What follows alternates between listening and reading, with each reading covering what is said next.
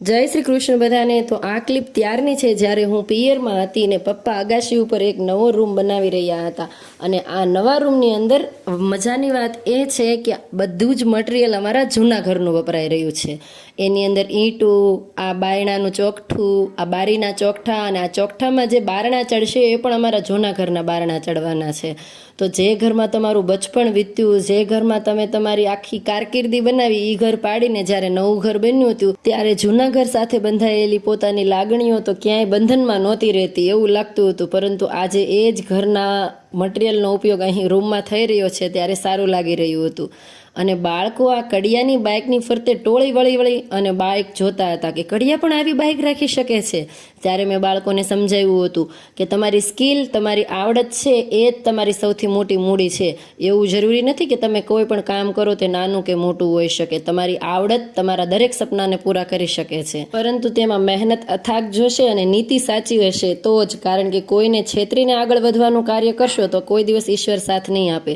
બસ બાળકોએ ફૈબા પાસેથી આવું જ્ઞાન પ્રાપ્ત કર્યું અને હવે બસ બધા બહાર રમતા હતા।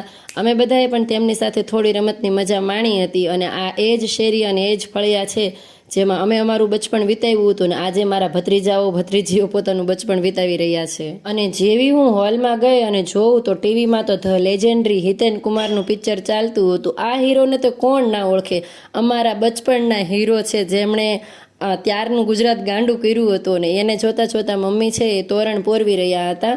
આ મમ્મી તોરણ જે પોરવે છે તેમાં શ્રીનાથજી, યમુનાજી અને મહાપ્રભુજી છે।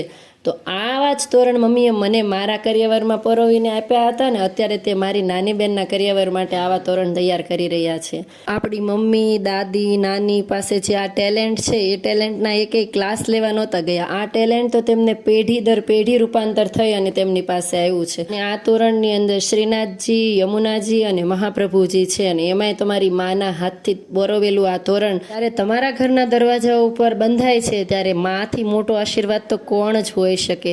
તો હું તો આને સૌથી વધારે શુભ અને સૌથી વધારે કિંમતી માનું છું અને મોતીમાંથી આવી સરસ આકૃતિઓ મારી માએ બનાવી છે એ જોઈ અને હું તો રાજી રાજી થઈ ગઈ હતી। અને ટીવીમાં ચાલુ હતા હિતેન કુમારના પિક્ચર। તેમને નાનપણમાં કોઈ હિતેન કુમાર ના કહેતું, બધા તેમને રામલો કહેતા, કારણ કે ફિલ્મમાં તેમનું નામ એ જ હતું। મેં તેમની કઈ ફિલ્મ જોઈ છે તેનું નામ કોમેન્ટમાં જરૂર જણાવજો।